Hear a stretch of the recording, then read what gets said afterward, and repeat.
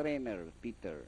All set now, and the race on from the outside. Prince Purdy, guided missile, presidential by Daralis Dayang, while entry number 4, Sable de Champagne, almost left behind.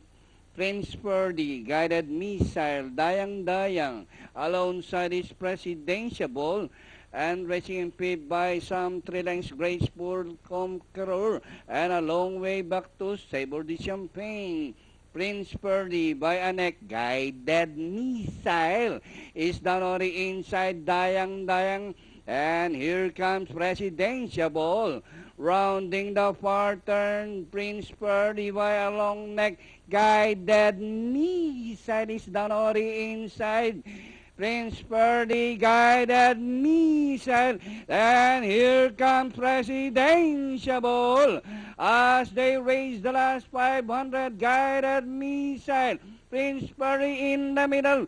Presidential rushing up from the outside. It's now Presidential from the outside. Guided missile, Prince Purdy. And comes Sable de Champagne, Graceful Conqueror, Dayang.